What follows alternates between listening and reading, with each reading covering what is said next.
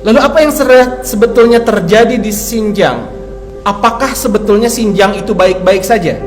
Dari mulai tahun 2018 sampai dengan kemarin, 2 minggu kemarin, saya baru pulang juga dari sana. Kalau dari kasat mata, mungkin akan kita mengambil kesimpulan Xinjiang itu baik-baik saja. Karena kondisi provinsi Xinjiang, apapun kotanya, baik itu Urumqi ibu kotanya, Kashgar ibu kota yang paling tua, Aksu dan sebagainya, tidak sama seperti halnya kondisi daerah yang lain, di negara yang lain. Kita seringkali menganggap bahwa Xinjiang itu mirip dengan Syria misalnya. Kita menganggap bahwa Xinjiang itu mirip dengan Palestina misalnya. Tidak sama sekali. Karena di Xinjiang itu sama sekali kalau secara fisik mereka tidak merusak fisik. Bangunan masjid banyak. Satu yang mereka rusak, pelarangan-pelarangan untuk kemudian beribadah. Tiap 1 mile di sana itu kita akan menemukan kondisi yang kita akan jadi aneh begitu. Kalau memang di sana tidak ada apa-apa, kenapa tiap 1 mile selalu ada pos pemeriksaan seperti ini? Yang meriksa juga bukan Satpol PP. Yang meriksa adalah aparat keamanan, bersenjata lengkap, berseragam lengkap begitu. Memeriksa semua yang akan lewat, siapapun. Bukan cuma ada metal detektor, tetapi mereka juga memeriksa ID card. Ini memeriksa ID card nih. KTP-nya diperiksa, bukan diperiksa manual, diperiksa dengan teknologi. Kalau orang asing diperiksa kemudian paspornya. Tahun 2000 yang lalu, 2018 itu ketika saya ditanya itu, Anda mau ngapain ke Xinjiang? Anda mau ngapain ke sini? Jawaban saya pada saat itu mudah-mudahan juga, dan kemudian itu jadi doa. Saya bilang bahwa saya businessman yang biasanya orang China datang ke Indonesia bisnis, saya pengen kebalikannya. Saya orang Indonesia pengen bisnis di China. Saya ingin melihat peluang bisnis di Urumqi pada saat itu. Kalau kita aware, tidak mungkin kemudian daerah itu tidak ada apa-apa kalau kemudian dijaga begitu ketatnya. Bukan cuma itu, masjid. Masjidnya banyak, oke, masjidnya banyak. Namun berbeda halnya perlakuan orang yang mau masuk ke masjid di provinsi lain di China dibandingkan dengan di Xinjiang. Di provinsi yang lain, kalau Bapak Ibu pernah ke China, ke Macau sekalipun, masuk ke dalam masjid, Bapak Ibu tidak akan diperiksa apapun. Tapi coba sholatlah di Xinjiang, apapun kotanya, termasuk kota besarnya Urumqi misalnya, ibu kotanya. Masjid yang masih bisa digunakan adalah masjid yang di depannya ada pos pengamanan seperti ini. Untuk penduduk pribumi itu 60 tahun baru boleh masuk masjid. 2020 itu sekarang tidak lagi pakai scan ID card, enggak. Orang asing masih scan paspor, tetapi untuk pribumi tidak lagi scan ID card. Mereka sudah pakai face recognition. Ada kamera, difoto, kalau terdeteksi, terdaftar, terdata, pintunya terbuka. Kalau enggak, pintunya tetap tertutup. Kalau orang asing saya acungkan paspor. Orang asing 60 tahun ke atas baru boleh masuk masjid. Bayangkan Bapak Ibu sekalian. Di dalam masjid saya tidak menemukan pemuda sama sekali. Semuanya orang tua. Yang menyedihkan lagi adalah masjid dibuka dalam jangka waktu yang sangat sebentar. Kita di Indonesia sangat bebas.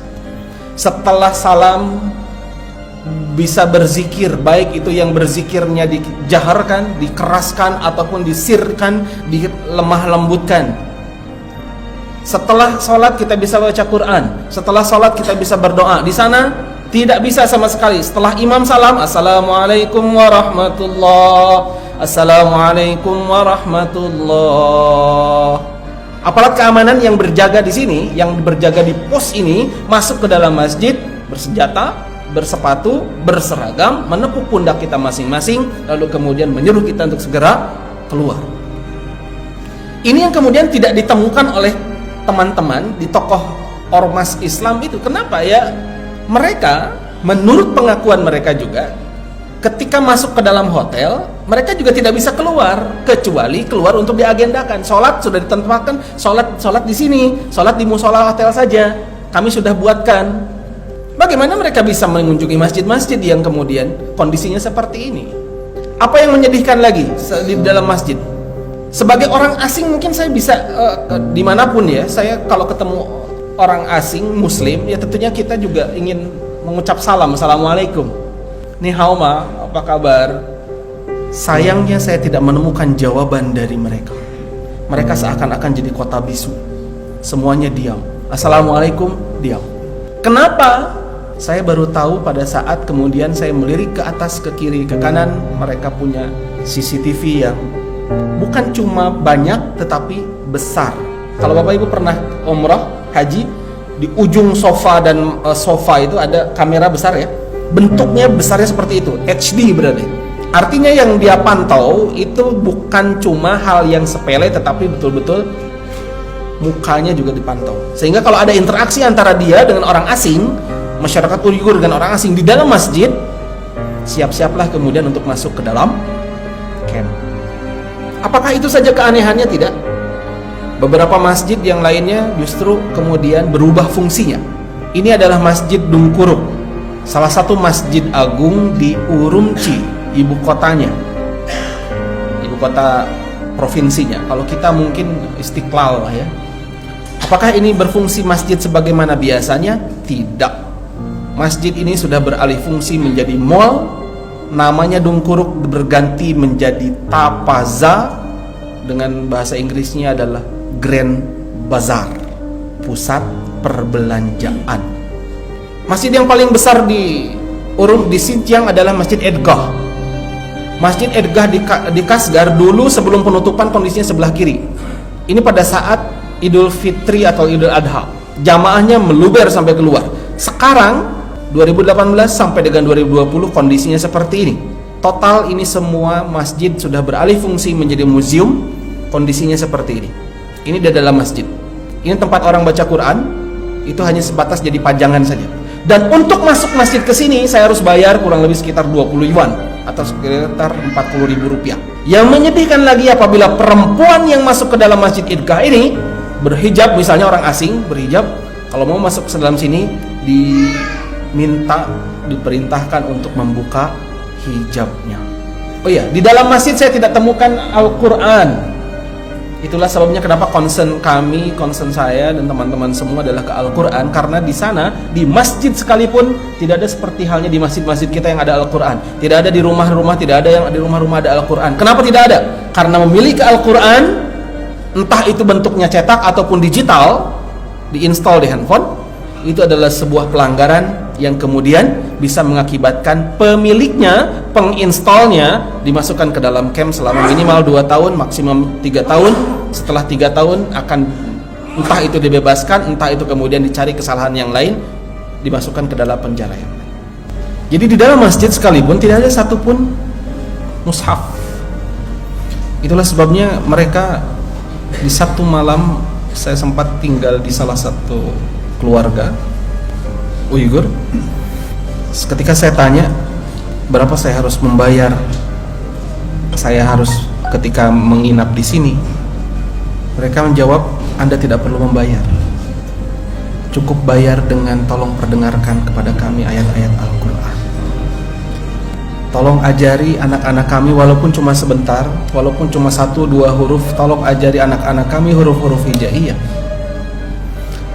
Sudah beberapa tahun ini kami tidak bisa mendengar bacaan Al-Quran, tidak bisa membaca Al-Quran, tidak bisa mengajarkan kepada anak kami Al-Quran. Seandainya engkau pulang nanti dan engkau seandainya datang dari ke sini, tolong bawakan kami Al-Quran. Itu kerinduan mereka. Mereka tidak punya masalah internal untuk berinteraksi dengan Al-Quran. Mereka punya masalah eksternal. Kita sebaliknya, kita tidak punya masalah eksternal, kita masalahnya internal. Apalagi keanehan di sana, yang selanjutnya adalah ini. Banyak banner-banner yang membuat larangan atau peraturan tentang tata cara bersosialisasi di Xinjiang. Punya jenggot gak boleh. Kalau mau punya jenggot harus di atas usia 60 tahun dan harus mengajukan surat izin berjenggot. Serius, ini suratnya. Saya temukan suratnya. Anda mau bukti suratnya, ini suratnya. Yang selanjutnya, keanehan selanjutnya adalah terlampau banyak spanduk-spanduk yang bertuliskan seperti ini. Yitian so wuci wan mahai. Changdabu Geini Kau Bauji. Salat 5 waktu tidak membuat Tuhan memberikan roti kepadamu. Ngapain sholat? Tuhan juga ngasih roti. Qadarullah, Masya Allah, Allahu Akbar. Sekarang ini di Wuhan itu dan di provinsi yang lain yang tadinya ateis begitu kan, mayoritas di China ateis, jadi bukan Buddha, karena Buddha hanya mayoritas di Tibet, Muslim mayoritas di Xinjiang, di Ningxia, mayoritas di China adalah ateis. Sekarang dengan adanya coronavirus ini, banyak kemudian mereka tanda kutip yang tadinya dilarang-larang berdoa, dilarang-larang sholat, masyarakatnya sekarang minta-minta tengah jalan, walaupun ateis ya, maksudnya dia tidak Muslim juga, dia minta, ya Tuhan tolong angkat penyakit ini, tolong angkat penyakit ini. Betapa agungnya Allah membalas segala sesuatunya, insyaallah.